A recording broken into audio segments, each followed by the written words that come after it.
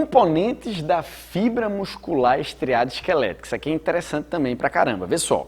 Se a gente for puxar aqui os componentes dessas fibras, nós podemos colocar, vê lá, nós podemos colocar o ATP, nós podemos colocar a fosfocreatina, nós podemos colocar a mioglobina, e nós podemos colocar o glicogênio.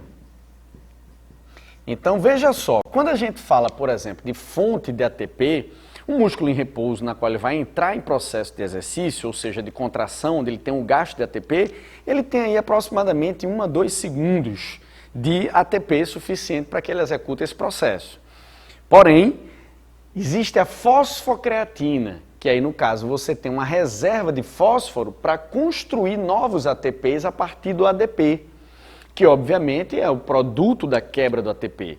Então esse ADP se junta com o fósforo e forma ATP novamente. Daí tua musculatura já tem aproximadamente de forma imediata, de repouso para exercício, de 6 a 8 segundos de processo de contração. Então já aumentou significativamente o tempo de energia que você vai ter disponível. Então, temos ATP e temos a fosfocreatina, que, como eu falei, vai fornecer o grupo fosfato para o ADP para que ele possa se tornar ATP novamente. Isso ocorre sem precisar passar pela respiração celular ou pela fermentação. É direta, fonte direta de energia. Agora, mioglobina, miomúsculo, globina de proteína globular, globina. Nesse caso, lembra a hemoglobina, só que a hemoglobina é do sangue. E aí, essa proteína globular do músculo, o que é que ela faz? É um reservatório de oxigênio. Obviamente que ela não pode guardar por muito tempo esse oxigênio. É uma reserva muito rápida de oxigênio para que ele possa continuar com o processo aeróbico. Mas é outro componente da fibra. Glicogênio. Glicogênio, ele vai ser a reserva de carboidrato de uma fibra estriada esquelética. Lembra? Estriado esquelético e fígado são os dois locais onde a gente consegue guardar o glicogênio. Então, aqui nesse caso, ele vai ser um polissacarídeo. Ele tem uma grande quantidade de glicose. E aí vai ser uma reserva. Fica no citoplasma, então fica no sarcoplasma, e ele pode quebrar, dando glicose para que ela faça respiração aeróbia ou fermentação e venha a formar mais ATP. E, de quebra, uma organela que nós temos em grande quantidade aqui, vou botar até de vermelho, porque a representação dela é de vermelho, seria as mitocôndrias. Então, as mitocôndrias, que são as organelas responsáveis pela respiração celular, que vai nos fornecer energia. Beleza. Com isso, a gente pode montar aqui 2 tipos de fibras estriadas esqueléticas. Quais são elas? As fibras vermelhas, ou de contração lenta, e as fibras brancas, ou de contração rápida. É a chamada tipo 1 e a chamada tipo 2, respectivamente. O que é que acontece? As fibras, no caso do tipo 1, que são as vermelhas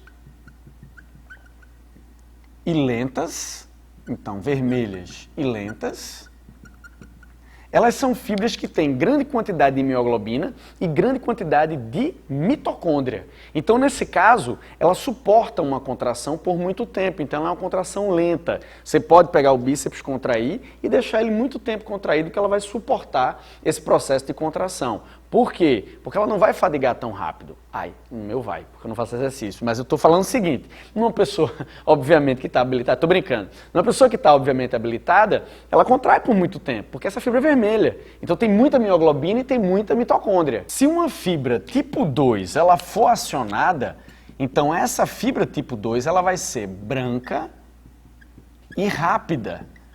Então, nesse caso, por que branca? Porque nesse caso ela vai ter pouca mioglobina e pouca mitocôndria. Então, ela é anaeróbia. Essa é aeróbia, faz respiração em grande quantidade, tem uma fonte de energia gigante. Essa é anaeróbia. Então ela é uma fibra explosiva, ela é de contração rápida. Então ela contrai e, obviamente, volta ao estado normal. Então aqui você tem ela branca e rápida porque ela tem pouca mioglobina e pouca mitocôndria, tá? Logicamente que no nosso corpo nós temos um mix dessas fibras. Então você tem fibra vermelha e tem fibra branca. Aí, obviamente, vai depender da quantidade e a resistência muscular de cada um. Isso é um fator genético, é preponderante nesse processo de quantitativo, tá? Mas você pode, por exemplo, pegar uma ave. Uma ave que voa, ela tem a musculatura peitoral cinza, Não sei se onde você vive o pessoal come ave que voa, mas, por exemplo, marreco, a turma come às vezes. O peitoral do marreco ele é meio cinzinha, porque tem muita mioglobina. Por quê? Porque ele voa. Então, nesse caso, ele vai fazer atividade muscular intensa. Se você pegar a galinha, o peito dela é branco, predominante de fibra o quê? Branca. Agora pega a coxa da galinha. A coxa, a sobrecoxa. Então, nesse caso, ela vai ter, no caso, uma musculatura, esse caso vai ter, no caso, vai ter uma musculatura o quê? Meio cinzinha. Aquilo ali, no caso, é acúmulo de mioglobina e mitocôndrias. Então, ela vai ter maior vascularização, maior hemoglobina, maior mioglobina, maior mitocôndria. Então, ela tem uma fibra vermelha em maior quantidade na coxa. Então, é importante você perceber que essa quantidade de fibra vermelha e branca, ela pode variar de indivíduo ou espécie a espécie, ou dentro de uma mesma espécie, dependendo da atividade física e do fator genético de cada um. Beleza? Saindo de músculo estriado esquelético, a gente vai para músculo estriado cardíaco. Então, no músculo estriado cardíaco, ele vai ter a similaridade do músculo estriado esquelético. Porém, é o seguinte, não é um cincício, as miofibrilas deles não vão formar aqueles feixes com retículo liso, todos organizados, com actina e miosina, não vão formar esses feixes. Ele, no caso, não possui epimísio nem perimísio, só possui endomísio. E ele vai ter uma contração, no caso, involuntária. Então, o que é que vai acontecer? Ele não é inervado como o músculo estriado esquelético, porque o músculo estriado esquelético vai ter aquele nervozinho que vai lá e pega uma fibra, 2, 3, 4. Ele não. Ele tem aquela estrutura que a gente estuda geralmente em fisiologia, que é o nó sinatrial, nó ventricular. Então ele tem que ter uma expansão uniforme desse impulso para que ele tenha esse processo de contração. Daí veja, ele não tem epimísio nem perimísio, só vai possuir endomísio. Ele não tem as miofibrilas organizadas da forma do estriado esquelético. Não tem uma inervação tão grande nas fibras para ter contração uniforme. Então, esse músculo tem que ter algumas adaptações. Quais são? Discos intercalares. Os discos intercalares é uma adaptação já muito boa do músculo estriado cardíaco. As fibras deles são separadas por espaços, que são esses discos intercalares. Tem a membrana e aí, consequentemente, o que é que vai acontecer? Essa membranazinha, ela vai ser um espaço. Então, essas fibras cardíacas, o que é que elas fazem? Elas podem ser ramificadas, é uma característica desse músculo, tá? Então, elas bifurcam e anastomosam aí, ó, na outra região, isso pode acontecer. Então, tem uma bifurcação e uma anastomose. São células que podem ser uni ou binucleadas, não tem problema, e possuem esses discos intercalares. O que é que vai acontecer? O impulso nervoso, ao chegar aqui, ó, e está percorrendo, ele desce aqui e vai percorrendo toda a fibra muscular.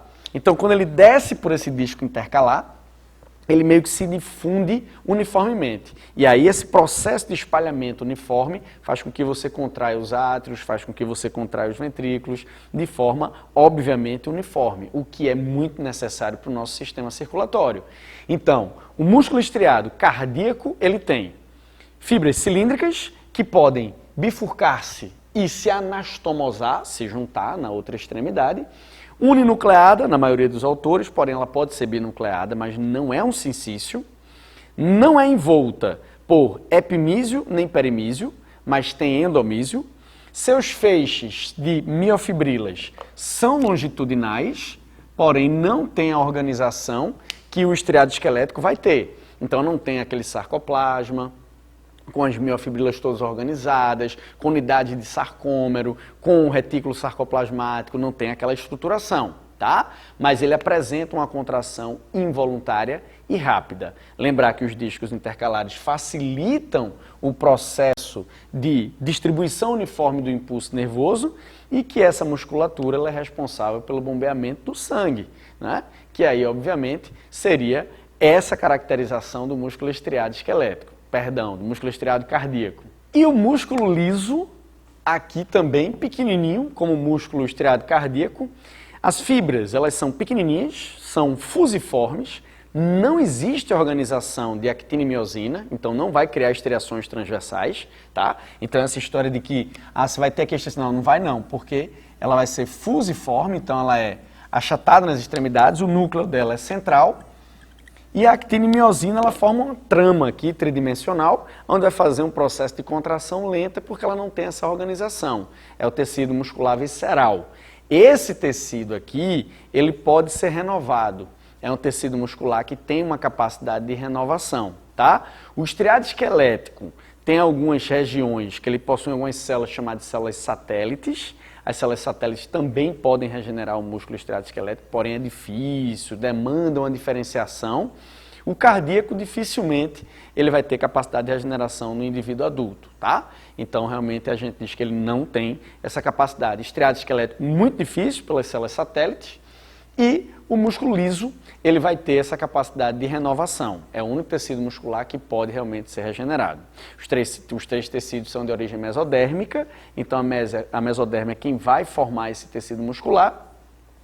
E o músculo liso ele vai ser de contração lenta e involuntária. Não tem feixe, não tem perimísio, endomísio, epimísio. São musculaturas, obviamente, mais simples nessa ideia, óbvio, do músculo e que vai ter sua contração com sua função, como esôfago, como a parte de artérias, uma parte de veia, que é dotada de músculo liso, a intestino. Então, são realmente musculaturas que são essenciais, porém elas têm uma simplicidade muito maior.